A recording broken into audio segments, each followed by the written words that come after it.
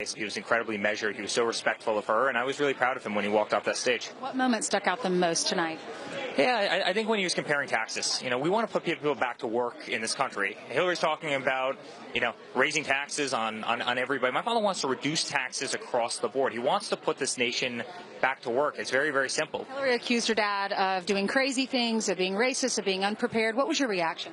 No, I think it's very, very sad. You see these sound bites. She perpetrates this everywhere. She's spending $750 million in negative ads. Not one of these ads talks about her accomplishments being a politician for 35 years. We have bombs going off in New York and New Jersey and stabbings in Minnesota. We have ISIS on the rise. The Middle East is a total hornet's nest. And she just runs negative ads about my father, and she hasn't fixed any of the problems. It's very, very sad, and we need better leadership than that. Were you surprised that she was driving people to her website to do fact-checking and to defend herself? Is that a missed opportunity? I think what people saw tonight was the difference between a totally scripted, candidate versus somebody who speaks from the heart and speaks off the vest. And, I think that's the difference between a politician and somebody who's been in business their entire life, who's created tens and tens of thousands of jobs. My father's created tens of thousands of jobs.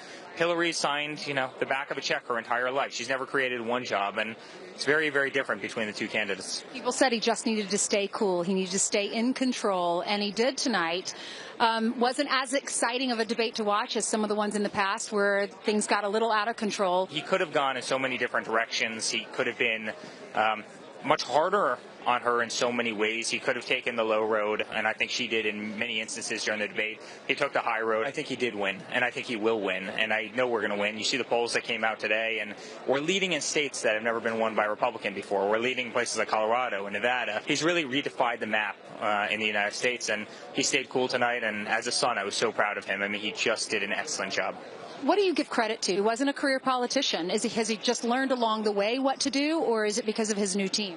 Well, I think it's a little bit of everything. I think my father was himself, and I think he spoke from the heart, and I think he did a lot of preparation. I think that really, served him very well tonight. How did your dad prepare? Yeah, we did a lot of preparation, but his way of preparing is surrounding himself by the smartest people, the best people. He's been traveling everywhere with General Flynn and General Kellogg and so many incredible people. People who are really at the top of, their respective game, and he talks to these people, and he has conversations with them, and he dives deep into the different topics, and, that's how he prepares. He doesn't study flashcards with little written sentences on them. He travels with the best people, and he surrounds himself by the best people. Also, Eric, he used Sean Hannity. You became... Sean, come here. Come on. You became the Joe the plumber of this election last night or tonight. And the funny thing is, I even said to him tonight, you really remember that, because we would argue, but it was friendly argument.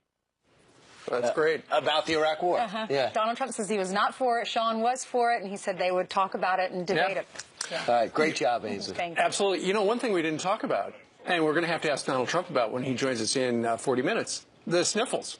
He had the sniffles through the whole thing. Right. Especially in the beginning. Or did he? Absolutely. North of the border. It's kind of hard to do a late-night show, tape it at 5:30 before the debate, right? Isn't that a night you should say, sorry, Jimmy Fallon, you're going live? Now, here's something you don't realize, though. Just outside the spin room, Ainsley pointed out that there was a beer tent. There was a beer tent for all the journalists with free beer last night. It was awesome. Any takers? I had one. I had a pumpkin beer. Have y'all ever had a pumpkin beer? It's seasonal. Heather's saying yes. Delicious. Right. I highly recommend. And you can only buy them this month, next month, basically. You know what? It was a home game for me. I had to drive. Yeah. I did not drive. I saw people drinking, and I said to myself, let's do the mature thing that I would make Steve proud. No beer. Right home, all right? I was watching you in the distance, and I was drinking, and you were working. And you were working, too. Fantastic. All right. You were there in the spin room. Oh, yeah. Met a lot of people. Exactly. So here's what happened. Right after the event closed, I want to give everyone an idea of what it would be like in the spin room. And we didn't know what was going to happen, so we didn't know who was going to walk up to us and who would want to speak to us. So here's how it happened, how it unfolded. Let me know what you think.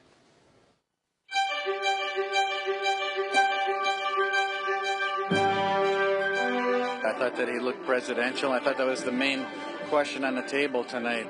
I think he did really well. She looked like a commander-in-chief. She looked prepared, even if people don't agree with everything she said. Debate number one is in the books. The Hillary camp, I'm sure, thinks she won. The Trump camp thinks he won. We're in the spin room to find out how they're going to tell us what's next and what it's going to do to the polls. I don't think we're going to see any serious change in the polls. I think that the electorate is just too polarized. I think that that's the state of our country right now. You know, when you look at the policies that were talked about tonight, I think Trump made the best point when he said, what kind of experience does she have? It's bad experience. How'd the moderator do? Lester Holt did a good job under very tough circumstances. Many millions of people watching. It was just unfortunate that Mr. Trump was the only one who mentioned her emails. And then the question was just, hey, what about your emails? First one-on-one, what was it like watching for you, for the family? Well, I think it's always more intense for us than it is for him. I mean, we take it so personally. He was a lot calmer probably than we were going into it. Wow. And Tiffany, what'd you think? I think he did fantastic, honestly. Hopefully one day I could handle something like that as well as he did. This is Mark Cuban right after his sparring session with Megyn Kelly. Mark, what'd you think? This is new to you, this whole thing. Yeah, this is kind of new to me. I mean, I thought Donald was kind of flustered. I thought he got... Not in the beginning, though. No, right off the bat. I think she won the first quarter, to use a basketball analogy. I think he won the second quarter, and then she ran away in the third and fourth quarters. Donald, how's it going? Yeah, it was great. How did it feel? Great. It really felt great, I have to tell you. It really felt great. It was, you know, we want to save this country. Our country's going so bad, Brian, you know it. And whether it's jobs or illegal immigration, you saw the 800 people that became citizens and they were supposed to be deported. Our country's in serious trouble. I think it went really great because I was able to explain it, and based on all the online polls afterwards, it looks like I did a good job. First time you ever matched up one-on-one with someone, what was the big difference? Compare that to the Republicans you went against. Well, the Republicans were very smart. I mean, when you're going against Ted Cruz and Rubio and all of the guys that, you know, we went against with the Republicans, they're very smart. It was good training for me, frankly. I enjoyed that, and I very much enjoyed tonight. But, you know, Brian, you know this. It's about making America great again, and I think we're going to be well on our way to doing it. And you've seen the polls come out. In fact, I saw you this morning with the polls. The polls came out on your show. You came out surging today. Do you think this will continue the surge? Well, I think so. You know, we have to do a lot in our country. And, again, you know what came out to me more than anything else? She talks about all the things she's going to do. Where has she been for 26 years? Right. Okay, fine. Thank you so much.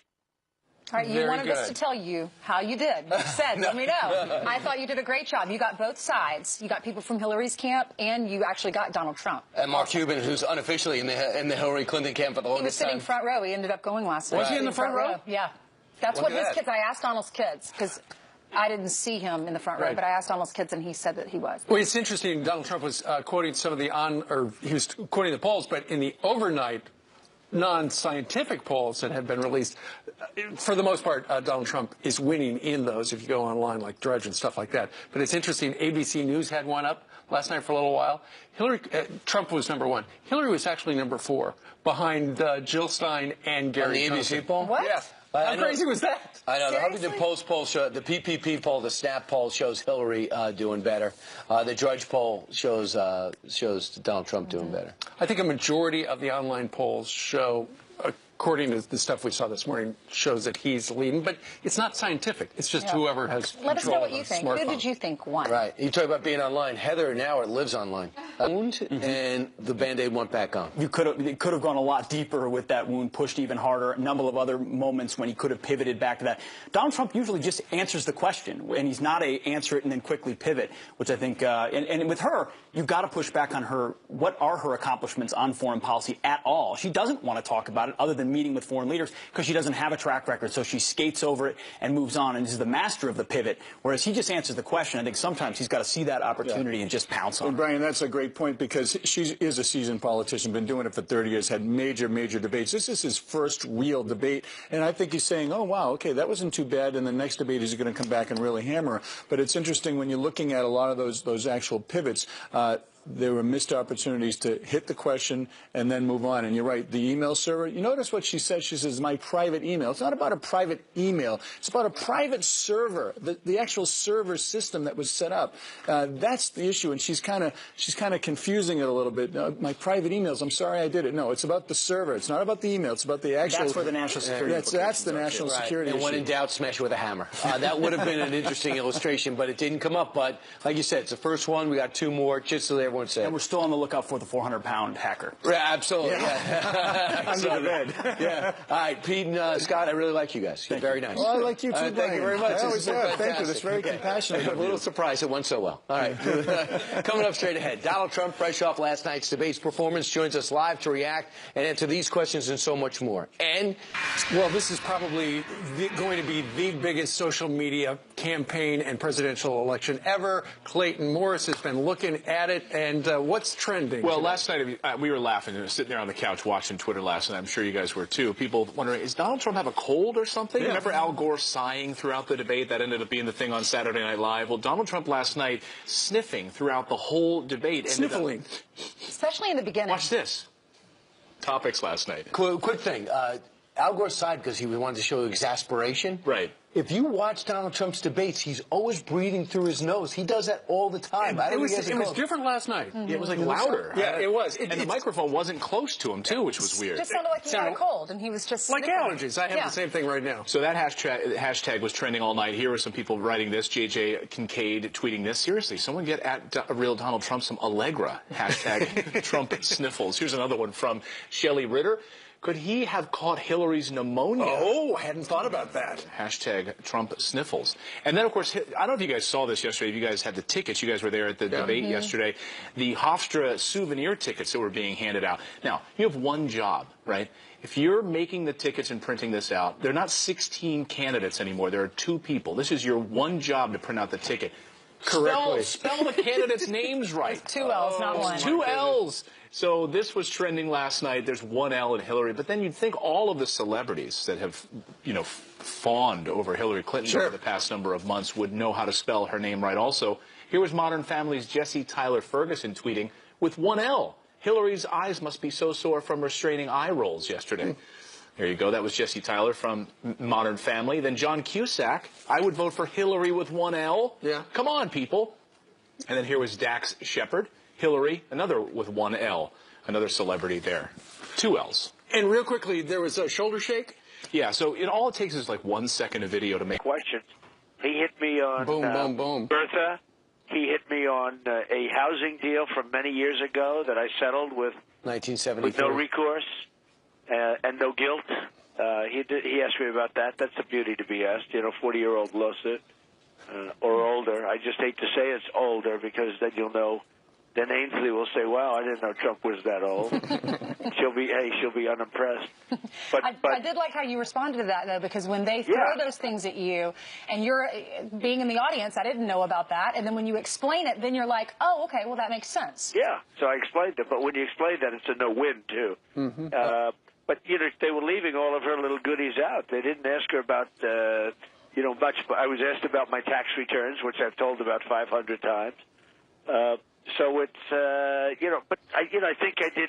I think I really did well. Much. You brought it up at one point. Well, I brought it up pretty strong. I talked about them, and I talked about cleaning them. Don't forget, Lester should have brought up the emails. That should have been a question. What about Benghazi and the Clinton Foundation? Well, I would have liked to have done that, but the questions weren't. Don't forget, you're asked a question as to progress or as to something, and it's hard to get off to Benghazi sometimes. The way the questions were framed, you start off at a totally the opposite of Benghazi.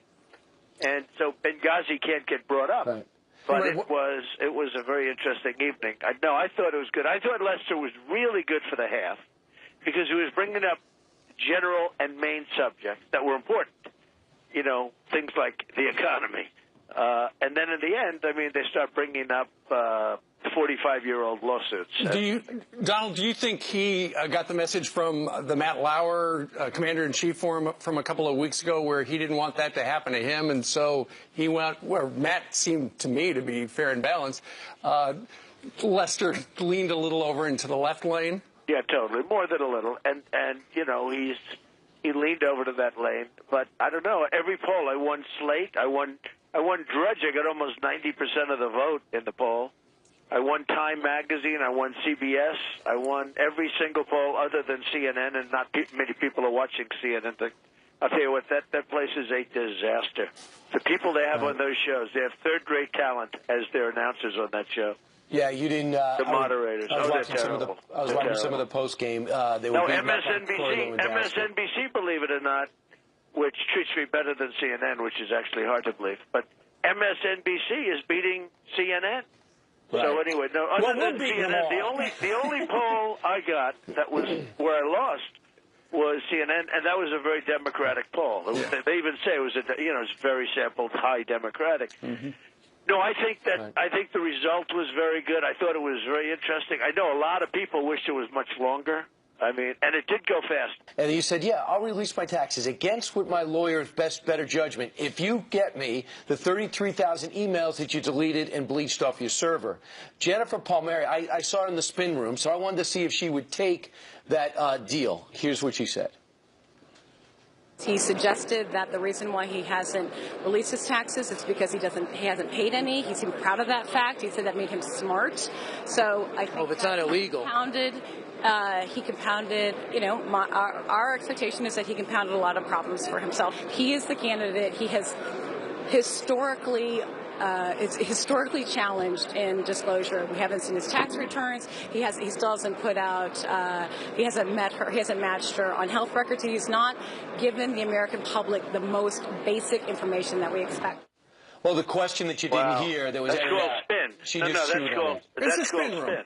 Because, it had nothing to do with that. I just said, hey, I will go against my lawyer's orders if you release your 33,000 deleted emails, which I'm sure she could get. But, they'd be very dangerous for her to get. But he is saying he's releasing something, which will be interesting. But let's find out what he's going to release.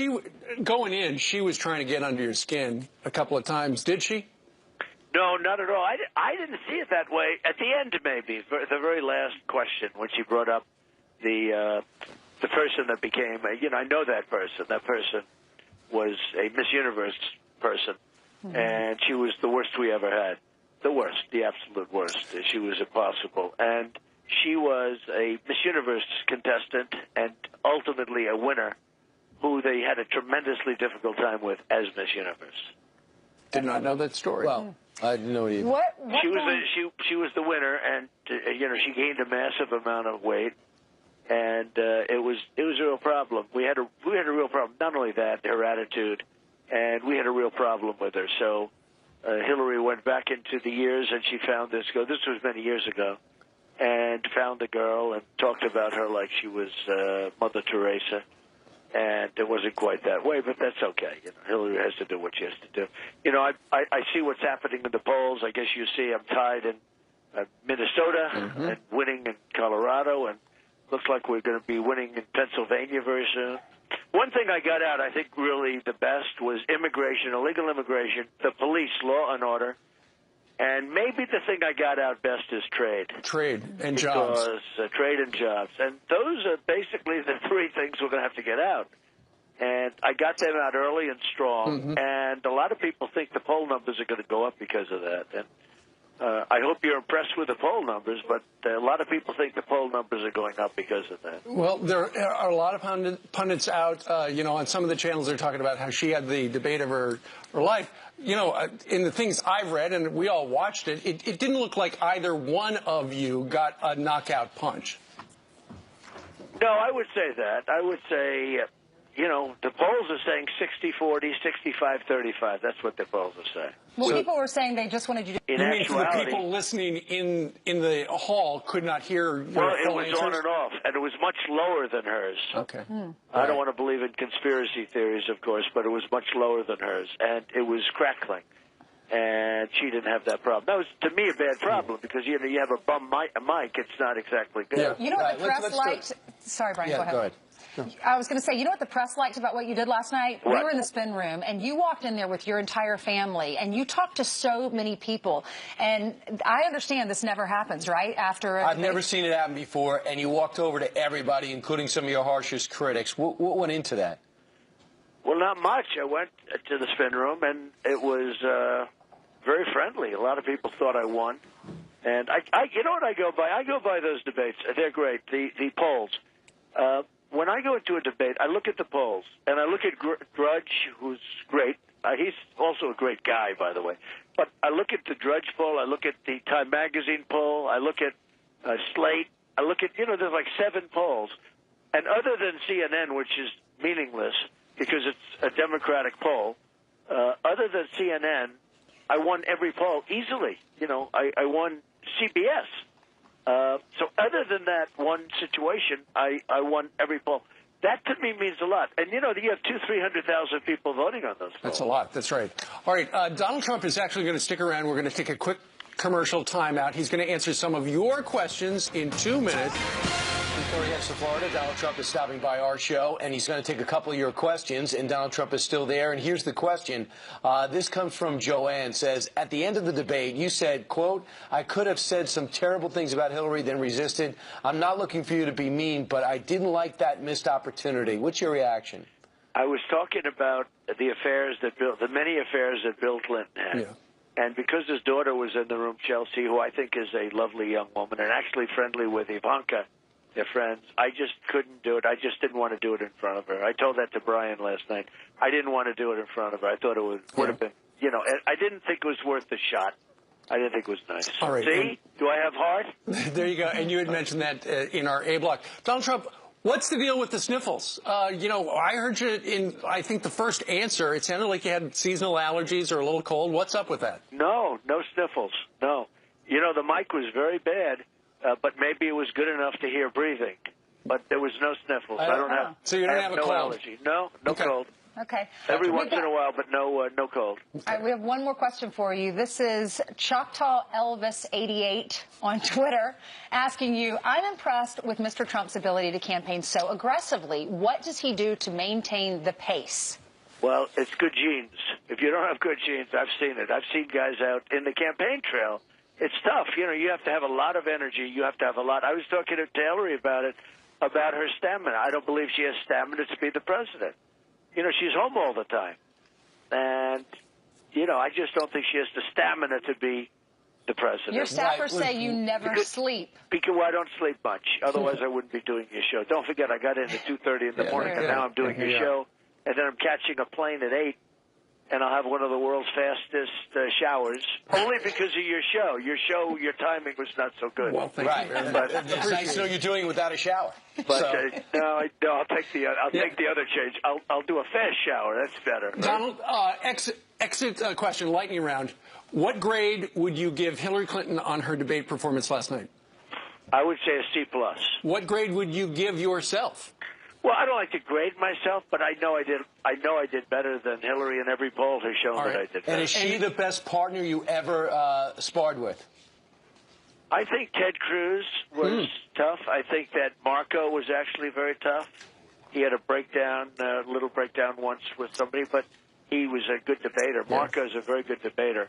I thought those two were very tough. And she'll be tough. I think she'll be tough.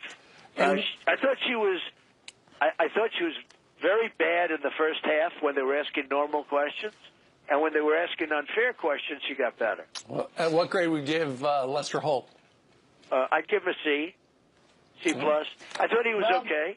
I thought he was fine. All right. You can check the nothing box. outstanding. I thought he gave me very unfair questions at the end, the last 3-4 questions. But, you know, I'm not complaining about that. I thought he was okay. Okay. Well, you've got to go and take a shower. Donald Trump, thank you very much. Thank you, Mr. Trump. Thank you. Thank you very check much. that box now. Now we're already talking about the second debate. All right. Yep. Well, Mr. Holt do Candy Crowley at least twice.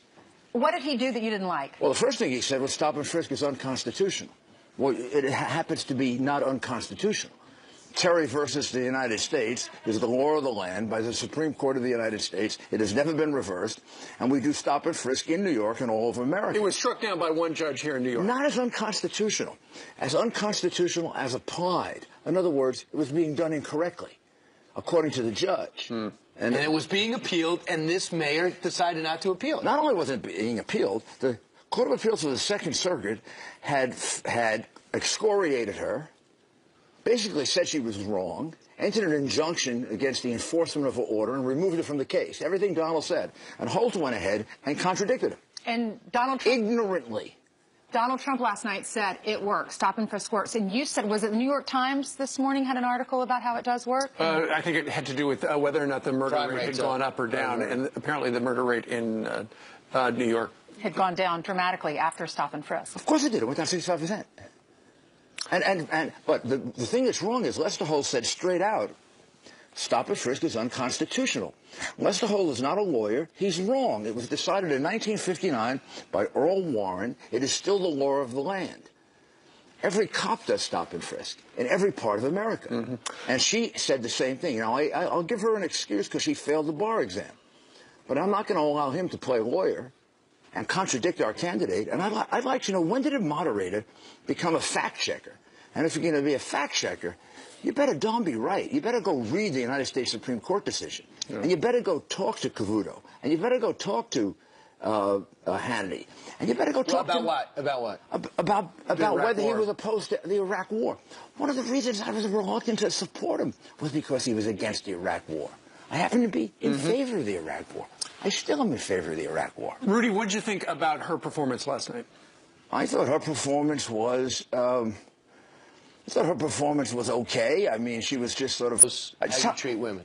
Tell me you're a feminist. Tell me you're a feminist if you take money from countries that kill women. Tell me you're a feminist when you take millions of dollars from countries who assault women, who don't allow women to drive, who don't allow women equal rights. You go pose as a feminist? But look, that's up to the two of them. What I am offended by is Lester Holt interfering twice in the debate, saying that stop and frisk is not constitutional. Dead wrong. Hillary Clinton said the same thing. Dead wrong. Terry against the United States. Go read it. Written in 1958. So you are fact-checking Lester Holt. No, I'm a lawyer. I'm not a moderator who misrepresents on television. I'm a lawyer. You're really angry about this. Am I angry about it? I thought after Candy Crowley we saw the last of it. What Holt did last night, if journalism has ethics, if it has ethics, he violated the rules of ethics. Now, if you're going to interrupt and you're going to correct me in front of 100 million people, you better be right. He's dead wrong. The case was totally correct. You mentioned that at the very end of the debate, he kept his mouth shut and he didn't attack Hillary. He didn't go there. Right. He's a good man. Now, by doing that, I know that his team was telling him, you know, you need to stay in control because you can't lose this debate.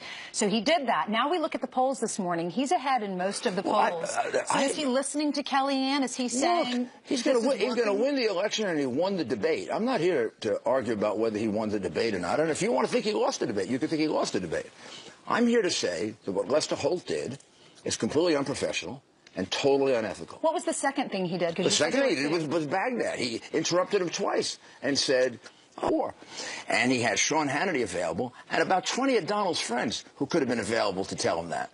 Now, you can't do that unless you do the hard work at checking. The thing is, there's got to be a way for him to get through the tax question, the birther question, and the Iraq War question, or else he's never going to make any progress in these debates. Whether it's a slick way of moving it through communications or not, these are three things where you spend way too much time on. Well, okay, look, was he perfect? Was she perfect? No. Did he win the debate? Yes.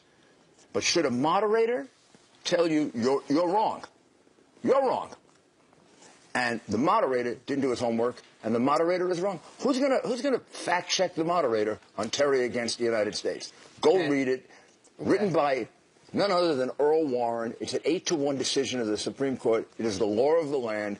100 million people last night were misled by Lester Holt and so-called lawyer Hillary Clinton. All right. Rudy, thank you very much for getting up and coming on over after a 15 minutes sleep. Thank you, sir. All right. Thanks so much, Mr. Mayor. Meanwhile, coming up straight ahead, Hillary Clinton has no problem calling Donald Trump a racist, and the rest of America as well. Jump to conclusions about each other.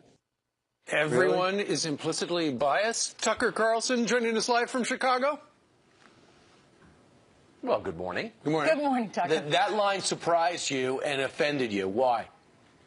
Well, it's absurd. I mean, it's absurd. I mean, look, does anybody really believe, any adult actually think that white racism is the biggest problem in America's inner cities? I mean, we've seen a 31% increase in murders in America's biggest cities in the last 2 years. Is that the result of bias? No. I mean, let's like be adults here. I mean, she needs to get out the vote, and I get it, and convincing voters that Trump hates them is an expedient way to do that. But these are serious topics, and that's just not a serious take on it. She acts like America is still in 1955. And so it's sort of beneath, actually, a presidential debate to say something like that. But your point, it's a get out the vote thing. Well, sure, and it's a very divisive one, but it's also a very tired one. I mean, look, the truth is from last night, Trump is not a great debater, and it was frustrating. That's true. That was one of the best lines of the entire debate. It went basically unnoticed as everyone was talking about his sniffing or whether he's a sexist Why is that or the whatever. best line? Because nobody says it, and it's true. There has been a massive increase of wealth at the top end driven by our monetary policy. 90% of the income gains in the past 2 years go to the top 1%. That's the result of the actions taken by the Federal Reserve that haven't helped the average person. They've created a massive and looming debt crisis that everyone in finance is aware of and is worried about, and nobody ever says publicly. And by the way, the Congress says, we can't control the Federal Reserve. Really? Then why are you there? Like, this is a looming problem that nobody mentions, and good for him for saying so. Yeah, just real quick, Joe Trippi said that it was about white, educated voters going to the Hillary Clinton, staying in the Hillary Clinton column away from Donald Trump. Did Donald Trump do anything to get them? Yeah, I mean, that's the line. Look, that's the category that's embarrassed to say out loud that they vote for Trump. You know, I think he met the standard for sanity and not being embarrassing. He's winning is the bottom line, and I think he's still winning this morning. Someday I'd like to meet that standard. All right, Tucker Carlson joining us today from the Windy City. Me too. Tucker, thank you very much. See you this weekend. Thanks, guys. You bet. Thank you, Tucker. That was the most serious Tucker interview we've ever had. Right? Yeah. Serious topic. I know. All right, coming up straight ahead, Donald Trump doubles down 4%, and then Hillary at 45%. So the polls. Well, we'll see. We'll see what the real polls look like and what the American people say, because I think they saw someone who was strong, who could take on the job of commander-in-chief, and I think inexplicably, I think Donald Trump tried to bully his way through, but he couldn't do it. She stood up to him, and well, how about at the end? People are accusing her of bullying him at the end when she talked about the women issues, and he didn't bite.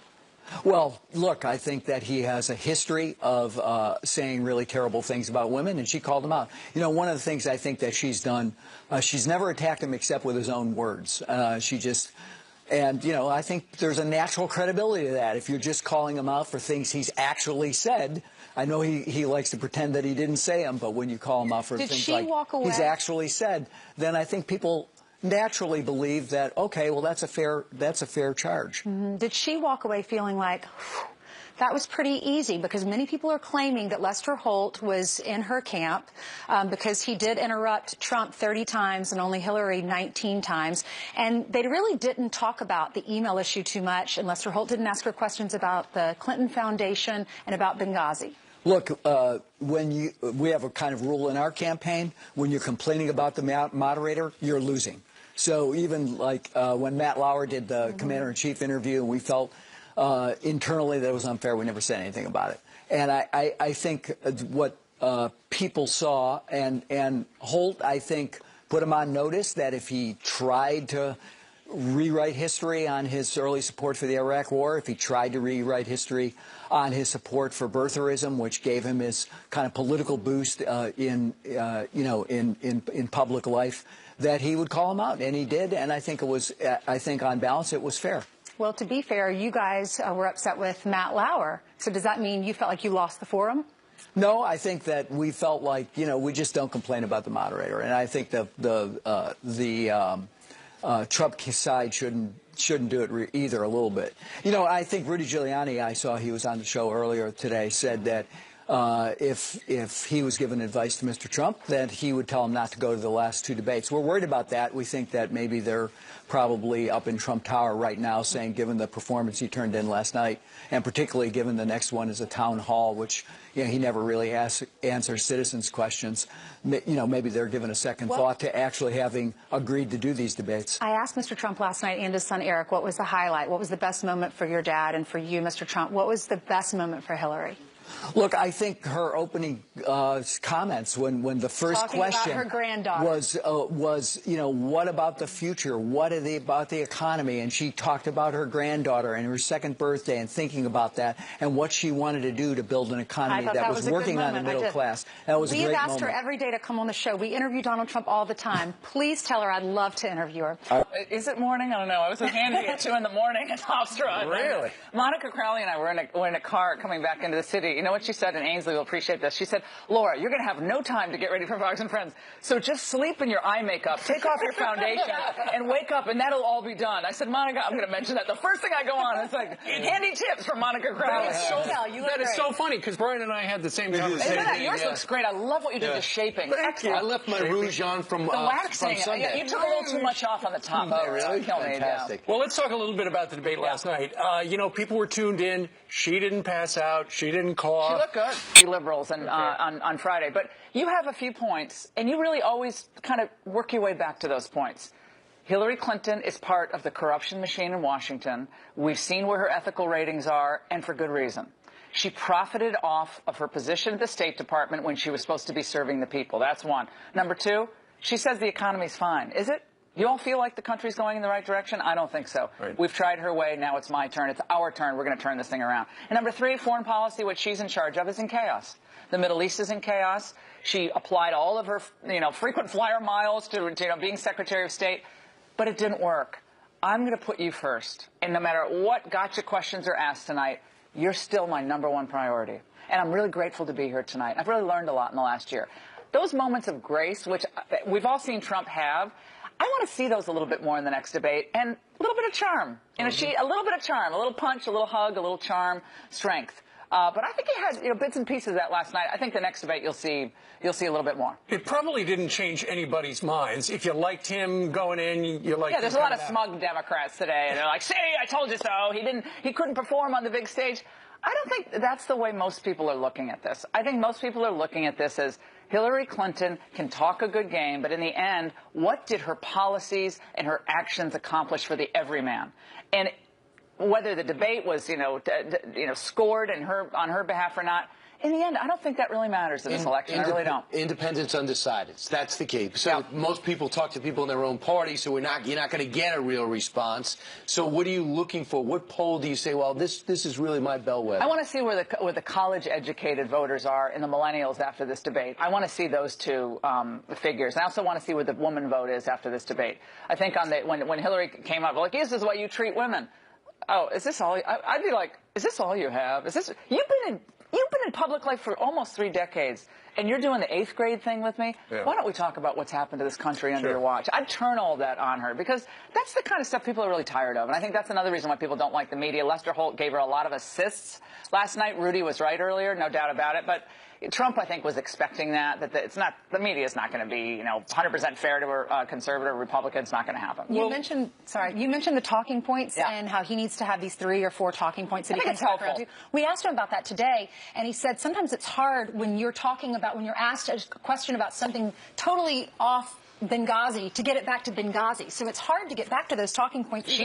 She did it last night several times. She's been doing it 30 years. She did it on the woman question. They weren't talking about the way he treated women. They were talking about, I can't remember what it was, but she dovetailed it back to, well, and by the way, or you do say, like, look, this is what I'm focusing on for the American people. Or, I think that's a good question, but let's take a step back. And let's really look at the broad picture of what's happened in America. There's little rhetorical tools that you can use that are just common debate tools that, again, you have to practice. We don't even remember what the question was. Yeah, and I think, again, we're thinking every person watching this is with a notepad and going, okay, she got this. He didn't mention Benghazi. Oh, wait, she made this point, and he didn't mention the Clinton Foundation.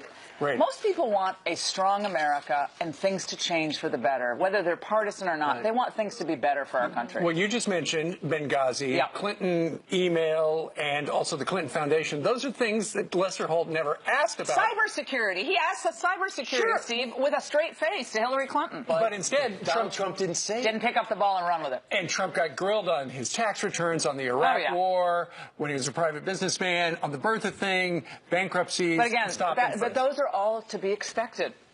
The Bertha question that's at the top of the list. How did you think he responded to it? Well, I think we spent too much time on it. I mean, everyone knows watching me. I'm going to tell you what I think. Spent too much time on it. What I would have done is said, oh, really? First of all, I put that to rest. Lester, why are you obsessed with this question? And do you think at this point, the point is where President Obama was born, or what was born out of 8 years of failed policies? You take one of their words, you turn it, and then you make your point. But you don't sort of. I wouldn't have spent 5 minutes on the He was explaining the backstory. But we don't want the backstory. We don't want the backstory. We want the story of America. And I want a few more anecdotes from the trail. Hillary's very good at weaving in those personal anecdotes.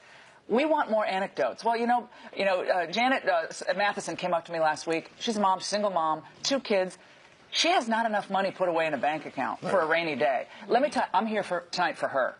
We need some of those moments of grace and moments of personal narrative and storytelling that stays with people. I mean, here's an example. You have a guy that decided to invest in wealthy high rises. Okay, that's where he wants to invest it. Other people want to make wine or make beer. This is what he tried to do. Doesn't mean he doesn't like poor people. But now that he's traveling the country, I'm fascinated when the cameras are down. What is it like meeting a group of people in different areas of the cities and in suburbs that you never met before? What have you learned from traveling the country, even at the age of 7? Right, and we all learn. Don't we all learn when we travel around the country? And I know he does. I know he learns. I know he's deeply touched by the victims of crime. He was moved by Detroit. I think Donald Trump in Detroit and Donald Trump maybe in Mexico, those were moments for him that I think it's a narrative he wants to repeat. Now, you can't do that every time. But it's good to have a moment where you step back and you say, as we're closing tonight, I just want to say what a privilege it is to be here. Or the flooding in Louisiana. Remember when he went down he was there? Phenomenal. Yeah. But the idea that Donald Trump's at this event doesn't care about that's ridiculous. But again, I think most people see that. And I think most people know that. But you need to drive that home. You need to put Hillary away in this next debate. You can't wait to the 3rd debate to put her away. I'd put her away in the next debate. He can do it, absolutely. We were talking in the green room area, and you said that, because the way we watch TV, we're we've got a obsessed with every pad like point. this. Yeah. But the average person at home, walking in and out, they're in going and to out. the kitchen. Yeah, they're like, she looks pretty good. I'm like, he's not insulting her. And she looks better than she looked, at 9/11. So, it's a draw. I think most people look at it. She was conscious. Yeah, well, yes, exactly. The metaphor didn't play out, but I think most people watch this and they think, they're still at each other's throats, and my life is still. I know we have time for this, but the next debate's at Town Hall. Yeah. So people are going to be asking questions. He's most likely going to be on his feet. They're going to be going in and out of each other. Tell me about the skill set he brings to the table. Is that going to be harder? Now, I think when you see him one-on-one with people, as I have, as many of us have, that's his strength. He's so kind and he's so gracious to the individual, to the mom, to the factory worker, to the everyman. And you see him whether it's on the street or in a crowd or even at one of his venues, his clubs. The people know he really cares. Thank you for what you did to my family last week. I really appreciate that. We need to see those moments. Just because you're criticized on every point. Or on certain points, you don't have to respond. You say, something, I understand why you're making that point, but let me tell you the way I see it. Yeah. Or I get what you're saying there. That's a good point. I don't quite agree with the way you framed it, but let me tell you about my story of what I've seen in America. I think to kind of take it down a little, take it down a notch, and listen. Well, sometimes listening is just a really good thing to do. Some are comparing him to Bill Clinton because Bill Clinton is known to do that kind of thing. And I know when I met Donald Trump for the first time, he was talking about the ratings on our show. I'm like, I don't even know what the ratings are necessarily. But he cares about what you're doing. He had looked it up. Put your arm around someone and say, "Gosh, thank you for being here for me. Thank you for spending this time with me. Thank you for sharing your concerns." He does that beautifully. I hope we see that at the next debate. Well, I just think in the big picture, it might actually come down to a ground game that I know the RNC is extremely confident on. It might come down to money, where Hillary seems to have more money than. We have not seen any television ads come out for any consistency. Very curious to see if this very different style of campaigning is going to change politics Facebook forever. ads alone, I don't think do it. I really don't. I think you need to have some presence on the airwaves, and I think the ads have to be more than just cut, paste, flag waving. Yeah. I think it's got to be the faces of America. This is what we've lost in America. This is what we're going to have. And you need to see some sunshine at the end. I'm coming. Help is on the way. The sun's about to come out, and I'm on your side. I want to see those ads end with I'm on your side. Yeah. She's on the big donor side. He didn't talk about the big donors enough last night. She's on their side. They're with her. I'm with you. All right. Laura Ingram's got to go do her radio show, got to go edit. What do right, I know? I'm just a radio host and a website person. I don't know. That's my debate on now. Thank you very much. An hour of sleep last night? Yeah, at least an hour, yeah. All right. All right. See you guys. Thank you. Thank you, Laura. All right, more debate reactions still ahead, including our interview with Donald Trump's son, Eric. He could have gone in so many different directions. He could have been much harder on her in so many ways. He could have taken the low road.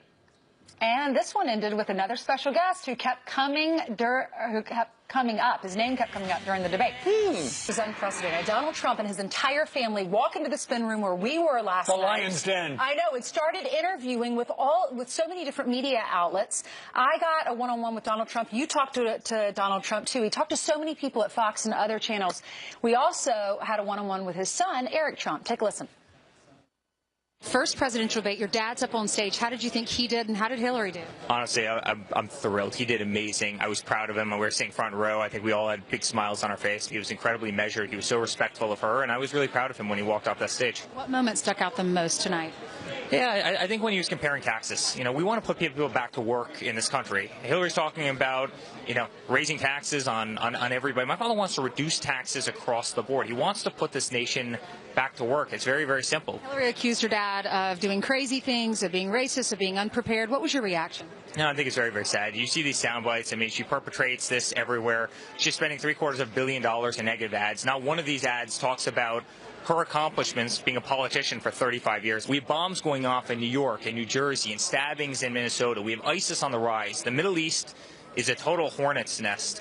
And she just runs negative ads about my father, and she hasn't fixed any of the problems. It's very, very sad, and we need better leadership than that. Were you surprised that she was driving people to her website to do fact-checking and to defend herself? Is that a missed opportunity? I think what people saw tonight was the difference between a totally scripted, candidate versus somebody who speaks from the heart and speaks off the vest. And, I think that's the difference between a politician and somebody who's been in business their entire life, who's created tens and tens of thousands of jobs. My father's created tens of thousands of jobs. Hillary signed, the back of a check her entire life. She's never created one job, and it's very, very different between the two candidates. People said he just needed to stay cool. He needed to stay in control, and he did tonight. Wasn't as exciting of a debate to watch as some of the ones in the past where things got a little out of control. He could have gone in so many different directions. He could have been much harder on her in so many ways. He could have taken the low road, and I think she did in many instances during the debate. He took the high road. I think he did win, and I think he will win, and I know we're going to win. You see the polls that came out today, and we're leading in states that have never been won by a Republican before. We're leading in places like Colorado and Nevada. He's really redefined the map in the United States, and he stayed cool tonight, and as a son, I was so proud of him. I mean, he just did an excellent job. What do you give credit to? He wasn't a career politician. Has he just learned along the way what to do, or is it because of his new team? Well, I think it's a little bit of everything. I mean, I think my father was himself, and I think he spoke from the heart, and I think he did a lot of preparation. I think that really, served him very well tonight. How did your dad prepare? Yeah, we did a lot of preparation, but his way of preparing is surrounding himself by the smartest people, the best people. I mean, he's been traveling everywhere with General Flynn and General Kellogg and so many incredible people. I mean, people who are really at the top of, their respective game, and he talks to these people, and he has conversations with them, and he dives deep into the different topics, and, that's how he prepares. He doesn't study flashcards with little written sentences on them. I mean, he travels with the best people, and he surrounds himself by the best people. Also, Eric, he used Sean Hannity. You became... Sean, come here. Come on. You became the Joe the plumber of this election last night or tonight. The funny thing is, I'm like, I even said to him tonight, you really remember that, because we would argue, but it was friendly argument. About the Iraq War. And his ears must have been ringing. Right. He mentioned Sean Hannity. Military issues. Joining us now for their take, I should say, on last night's debate and their experience there in the audience, Karen Vaughn and her husband, Billy Vaughn. Thank you so much for being with us. Thanks for having us. First of all, I'm so sorry about your loss. We've talked about Aaron. I know you were speaking at the convention and did a great job there. Why is it important to support Donald Trump after the loss of your son? Well, I'll go first. We need a safe America again. This administration and their policies, along with Hillary Clinton, have utterly failed American citizens. They've failed the U.S. military, and, we just need safety. We need security. We need somebody who will say what they mean and mean what they say. And we definitely need somebody who believes in the people of this country instead of, knocking off 25% of them as deplorables and different comments. Like 50% of our, but but 25% of the entire population, right. you know, basically, she calls deplorables, which was never brought up last night. Yeah. You know, a number of questions that they never did. Billy, let me ask you this. So you're in the audience, and you were told, everybody, pipe down. Yeah. Even if you want to make some racket, how'd you abide by that? I did well all night long, except at one point when Mr. Trump said, when she asked about his IRS, about his tax return, by the way, which is not against the law, the IRS is governing him. And then he said if you'd release the 3,000 emails. And you know, the place erupted, and I fell in line there a little bit. And what, did anybody nearby go, tisk, tisk? Oh, I got a... like that? Yeah, just... Was someone just dismissive, just like Hillary treated Donald Trump all night long. Just dismissive. Can I say something? Everybody we've had on here this morning has been experts, okay? And they've been doing this a long time.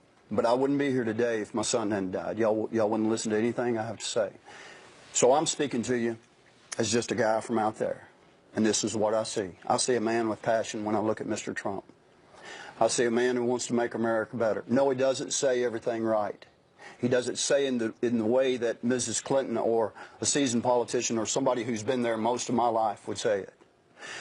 And this morning you had Mr. Podesta on here, and he talked smooth just like Mrs. Clinton. But he's been with Mrs. Clinton and the Clintons all these years. He knows where the bodies are buried.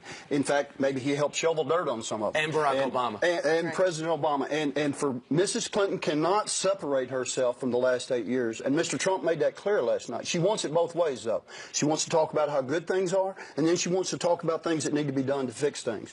And one of the key things she said last night, she wants to retrain our law enforcement. Yep. This is exactly what Mr. Obama and Mrs. Clinton in the State Department did to our military, and it caused needless sacrifice, needless lives were lost because of this retraining. All right, so let's get your takes for someone who really has some skin in this game with the loss of your son. When they say that Donald Trump's acting irresponsibly because he said that if Iran's going to buzz our ships, they're going to hear from us. Essentially, they're going to get hit back. You saw what Iran did to her 3 times. Last week, they buzzed our ships in the Persian Gulf. They taunted, as the Russians have done, as the Chinese have done, as North Korea taunts. Does that showing that Donald Trump wanting to respond aggressively is the wrong leader? This is what I'll say about that. One of the things that has impressed me the most about Mr. Trump, besides his passion, he is continually surrounding himself with good people. People that Americans can trust. People that have a good track record for standing up against our enemies. People that have a track record for putting America first. And people like me out there, because I don't talk to the people y'all talk to here, but people like me out there in the country, rednecks, just common everyday people, but who are working and who are, I'm concerned too. Mrs. Clinton says she's concerned about her grandkids. We've got 6. We're not going to leave them a country like my son and my daughters grew up in if we continue down this road that Mrs. Clinton wants to give us. Mr. Trump is surrounding himself with people who will make this country what it needs to be again. Karen, your son Aaron was a Navy SEAL. He fought for this country, and we are so proud of him for that and thank him for that. He had 2 children, leaves those behind. You'll have 6 grandchildren. Are you fighting so hard for Trump because you believe that he's going to turn this in? That's absolutely why I fight. And, you know, adding to what Brian's question was earlier, and that combined, is that Aaron was 7 years old when Ronald Reagan spoke those famous words, Mr. Gorbachev, tear down this wall. He didn't say, let's have a beer and sit down and talk about it. He didn't say, I'm going to funnel you $400 million or $1.7 billion in cash under the, you know, on pallets. Yeah, thank you. Thank you. In the dark of night, he said, tear down this wall. And what happened? The wall came down because in that era, our word meant something. People knew you did not mess with the United States of America. We were the balancing factor across the nations. And that's what we believe Mr. Trump can provide again through strong leadership. We have been leading from behind for 7.5 years, and the world is in chaos because when there's a vacancy of power with good people, the bad people will fill that vacancy, and that's exactly what we've witnessed. Such powerful words. Karen and Billy Vaughn joining us today from Stuart, Florida. Karen, thank you. Thank you. Billy. Honored to be here. Nice seeing you. Honored to have you. All our best to both of you and to your 2 daughters. Thank you. You're welcome. Thank you. All right, straight ahead on this Tuesday. Your husband and your your daughter are here. And then he went on to say, and yet this doesn't stop you, Hillary Clinton, from running hundreds of millions of dollars of negative ads against me. Those are just the ads you see, by the way. We now have these mail pieces that are about Trump and women going to independent and Republican-leading women in states like Florida. We just got those yesterday, brought to our attention. So I think this will grow in importance over the next couple of days when people realize what he didn't say, what was conspicuous by its absence. It doesn't mean people won't think it, though. It doesn't mean that they already haven't made up their own minds. Well, last night was historic. First time we'd seen a woman on a presidential stage. First time in history that I can remember where you've got somebody who is not a professional politician. That's right. A businessman. Maybe Ross Perot. Questions for 90 minutes. Given how the first one went, will there be changes in the preparation for the second one? He did a lot of debate prep, Steve. I think that's a myth that people are pushing to sort of diminish like how serious he is about this. He's incredibly serious. He takes the job very seriously. He didn't need to run for president. People run for fame and fortune and status and power. He had all of that. The sacrifice he and the Trump family are making is enormous, and it should not be lost on folks. She's the one who's got that typical D.C. political resume. Hey, this should come next. I waited my turn. I'm next. I deserve it. But when it comes to debate preparation, he did take rapid-fire questions for quite a while from a number of us, and he handled them beautifully. I thought some of the questions last night were completely predictable. We knew they were coming. We know what the obsessions are, particularly in the mainstream media, so that didn't come as a surprise. But I also think Donald Trump, if he's guilty of anything, it's answering every single question that's asked of him, as opposed to Hillary Clinton deflecting, and thoroughly, as opposed to her deflecting and trying to get out every single thing she had memorized so we all can see how over-prepared she was. Look, anybody watching that debate last night did not see in Hillary Clinton a change maker, a disruptor, somebody who can credibly say with a straight face she's going to change the status quo in Washington. If you're worried about your job or you're worried about having a well-paying job, you're concerned about chronic wage stagnation, you think that radical Islamic terrorists are savage murderers and not our, quote, determined enemies, as she famously referred to them in her convention speech, then you know who you're going to vote for. I'm not sure that changed any minds last night. Meanwhile, he took the case right to her, especially on matters like trade and ISIS.